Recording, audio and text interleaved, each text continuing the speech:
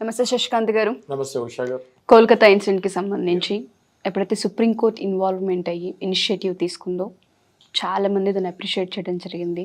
First of all ఆ జడ్జ్కి కూడా మనం థ్యాంక్స్ చెప్పాల్సిన అవసరం ఉందని చెప్పొచ్చు. నిన్న జరిగిన డిస్కషన్ ఏదైతే ఉందో కొన్ని కీలక అంశాలు బయటకు వచ్చాయని చెప్పొచ్చు. ఆ కేసుకి సంబంధించి ఏదైతే అక్కడ జడ్జ్ మాట్లాడుతూ ఉన్నారో కొన్ని అంశాలను వాళ్ళు వెలువడిస్తూ ఉన్నారు. దీనికి సంబంధించిన పూర్తి వివరాలు ఏంటి అండ్ ఆ డిస్కషన్లో ఏ అంశాలు కేసుని ఇంకొంచెం ముందుకు తీసుకెళ్లే అవకాశం ఉంటుంది అంటారు, న్యాయం జరిగే వైపు ఏ విధంగా వెళ్ళే అవకాశం ఉంటుంది అంటారు? యాప్ట్ టైంలో మనం డిస్కస్ చేస్తున్నామండి. ఎందుకంటే నిన్ననే మన supreme court of India, appellate court అంటారు దాన్ని, అంటే apex court of the country, అంటే దానికంటే హైయెస్ట్ కోర్ట్ ఇంకా మన ఇండియాలో ఉండదన్నమాట. దాంట్లో చీఫ్ జస్టిస్, అంటే అందులో ఎంతోమంది జడ్జెస్ ఉంటారు సుప్రీంకోర్టులో కూడా, అందులో చీఫ్ జస్టిస్ అంటే ఈయన టాప్ జడ్జ్, ఆయనని చీఫ్ జస్టిస్ ఆఫ్ ఇండియా అంటారు, చంద్రచూడ్ గారు.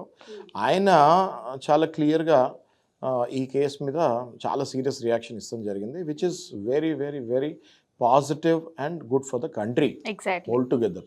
మనం మన వీడియోలో మాట్లాడుకున్నది కూడా ఇట్లా 29 రాష్ట్రాలు ఉంటే రాష్ట్రం దేశంలాగా విడిపోకుండా ఏ రాష్ట్రంలో ఇట్లాంటి ఇన్సిడెంట్ జరిగినా కూడా సుప్రీంకోర్ట్ ఆఫ్ కంట్రీ దానికి ఇంత త్వరగా రియాక్ట్ అవుతాం అన్నది శుభపరిణామంగా మనం భావించవచ్చు.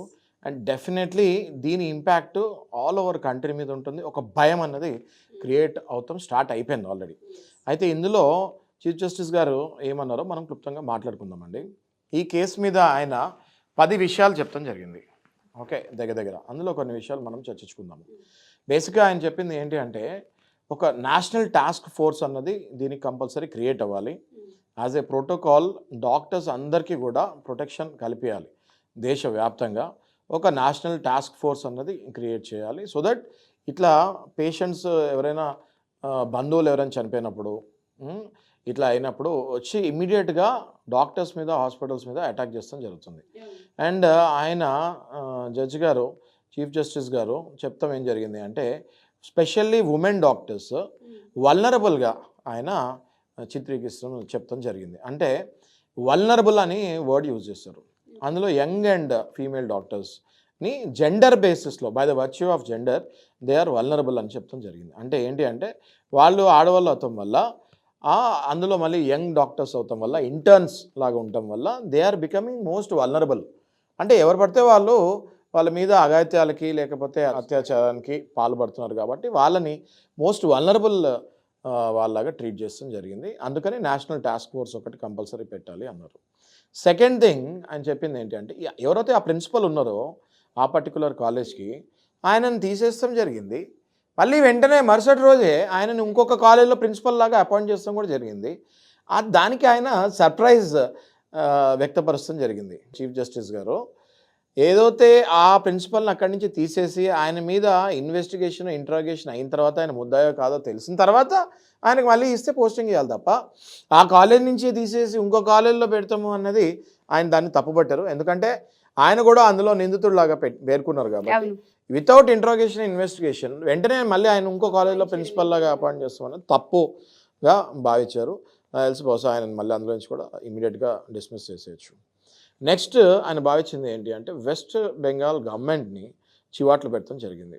ఎప్పుడైతే కేసు ఇన్సిడెంట్ జరిగిందో ప్రైమా ఫేసీ కింద ఐదర్ కాలేజ్ యాజమాన్యం కానీ లేకపోతే గవర్నమెంట్ ఇమీడియట్గా ఆ ఇన్సిడెంట్ అందరికీ తెలిసిపోయింది కాబట్టి ఇమీడియట్గా గవర్నమెంట్ కానీ లేకపోతే కాలేజ్ కానీ దాన్ని ఎఫ్ఐఆర్ రిజిస్టర్ చేయాలి. అసలు ఎఫ్ఐఆర్ రిజిస్టర్ చేసడంలోనే జాప్యం అందులో చెందిందని మనకు కనిపిస్తుంది. వాళ్ళ పేరెంట్స్కి కూడా ఒక 3 hours వరకు చూపిస్తాం జరగలేదు. 3 hours తర్వాత వాళ్ళ పేరెంట్స్ వెళ్ళి కంప్లైంట్ ఇచ్చేంత వరకు కాలేజ్ యాజమాన్యం ఏం చేస్తుంది, ఇన్సిడెంట్ అక్కడ జరిగిన తర్వాత గవర్నమెంట్ ఏం చేస్తుంది, ఇన్సిడెంట్ అక్కడ జరిగిన తర్వాత 100% దట్ ఈస్ నాట్ కరెక్ట్ అని కూడా చివాట్లు పెడతాం జరిగింది. దేనికి? వెస్ట్ బెంగాల్ గవర్నమెంట్కి. అట్లాగే ఇప్పుడు అదే రోజు ఆ కాలేజ్ మీద ప్రొటెస్ట్ కూడా అవుతాం జరిగింది, చిందరవిందర ధ్వంసం చేస్తాం కూడా జరిగింది. అయితే మళ్ళీ చీఫ్ జస్టిస్ గారు అనేది ఏంటి అంటే, ఆ రోజు ఆ ఇన్సిడెంట్ జరిగిన తర్వాత దానికి అక్కడ హై అలర్ట్ ప్రకటించి సెక్యూరిటీ పెట్టి ఆ కాలేజ్ లోపలికి ఎవరు ఎంటర్ కాకుండా చూడాల్సిన బాధ్యత గవర్నమెంట్ది. ఎందుకంటే అందులో ఎవిడెన్సెస్ అవన్నీ మాయమయ్యే ఛాన్స్ ఉంటాయి. చిందరవిందర అయినప్పుడు ఎవిడెన్సెస్ ఎలా దొరుకుతాయి? సో అక్కడ కూడా ఆ విషయంలో కూడా 100% గవర్నమెంట్ది ప్లస్ అక్కడ వ్యవస్థది తప్పుపడటం జరిగింది. ఇట్లా మన చీఫ్ జస్టిస్ ఆఫ్ ఇండియా నిన్న జరిగిన దీంట్లో ఒక 10 పాయింట్స్ డిసైడ్ చేసి ఇంకా మీదట వెళ్తూ మాత్రం ముందుకి డాక్టర్స్కి 100% ప్రొటెక్షన్ కలిగేయాల్సిన బాధ్యత ఎంత మాత్రమైన దేశానికి ఉంది. ఎందుకంటే వాళ్ళు ఇంకోటి కూడా చెప్తాం జరిగింది ఆయన, వాళ్ళు ఇప్పుడు పేషెంట్స్కి ఎంతోమందికి ట్రీట్మెంట్ ఇష్టం జరుగుతూ ఉంటుంది. అందులో కొంతమంది పేషెంట్స్ వాళ్ళ బంధువులు వాళ్ళు వచ్చి అక్కడ ఉన్నప్పుడు ఈ పేషెంట్ అనుకోని రకంగా ఒకవేళ బతుకుతారు అనుకున్న పేషెంట్ కూడా కొన్ని కాంప్లికేషన్స్ వల్ల ఒకవేళ చనిపోతే వెంటనే వాళ్ళు డాక్టర్స్ని అటాక్ చేస్తున్నారు. అందులో ఇంటర్న్స్ ఇంకా చిన్నపిల్లలు ఉంటారు, అందులో అమ్మాయిలు ఉంటారు.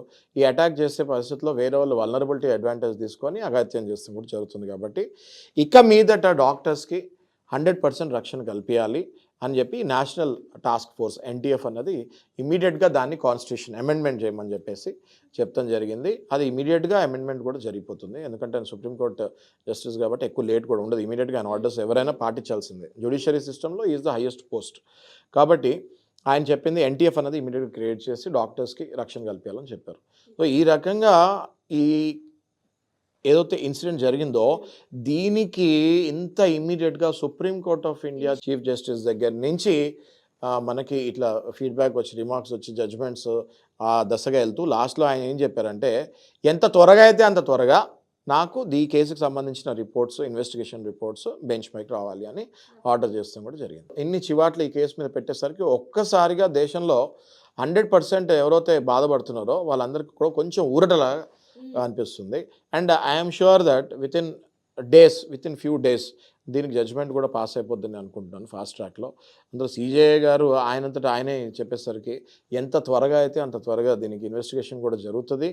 100% ఎవరైతే ఇన్వాల్వ్ అయ్యారో వాళ్ళు ఖచ్చితంగా వాళ్ళకి పనిష్మెంట్ పడుతుంది. అది మనందరం కూడా చూడబోతున్నాం. ఎగ్జాక్ట్లీ మీరు అన్నట్టుగానే ఇప్పుడైతే సుప్రీంకోర్టు త్వరగా ముమ్మరం చేసి మీరు అన్నట్టుగా దీనికి సంబంధించిన రిపోర్ట్స్ కావచ్చు, ఆధారాలు కావచ్చు, అన్నీ ఎంక్వైరీ చేసే ప్రాసెస్ అయితే ఉందో చాలా స్పీడప్ చేయడం అండ్ వాళ్ళే ఇనిషియేటివ్ తీసుకోవడం అనేది చాలామంది ఆడపిల్లలకి ఊరట కనిపించిందని చెప్పొచ్చు. అండ్ లాస్ట్ టైం మనం మాట్లాడడం కూడా సార్ ఇంకా ఇన్సిడెంట్స్ ఇంకొన్ని అయ్యే వరకు ఇలాంటివి. ఇది చాలా కరెక్ట్ పాయింట్ అండి. మళ్ళీ నేషన్ ఇలాంటిది ఒకటి చూడకూడదు అని కూడా చెప్పారు. ఎగ్జాక్ట్లీ ఇంకొక మర్డర్ అవుతే కానీ మీరు కళ్ళు తెరవరా, మీరు మారరా అన్నట్టు కూడా చివాట్లు పెట్టారు. ఇట్ ఈస్ రియల్లీ అమేజింగ్ అండి. We have to really appreciate him. ఎందుకంటే ఇంత త్వరగా దాన్ని తీసుకొని ఇంత మన మనోభావాల్ని ప్రజల మొత్తం మనోభావాల్ని దేశవ్యాప్తంగా ఉన్న ప్రజల మనోభావాల్ని ఆయన వ్యక్తపరుస్తూ జరిగింది. సో ఆయనని తప్పకుండా అభినందిస్తూ త్వరగా జడ్జిమెంట్ కూడా రావాలని మనం కోరుకుంటూ ఆ అమ్మాయి ఆత్మకు శాంతి కలిగించాలని కోరుకుంటాం. మీరు అన్నట్టుగానే త్వరగా జడ్జిమెంట్ పాస్ అవ్వాలని, ఆ అమ్మాయి ఆత్మకు శాంతి కలగాలని కోరుకుందాం. Thank you sir, thank you so much.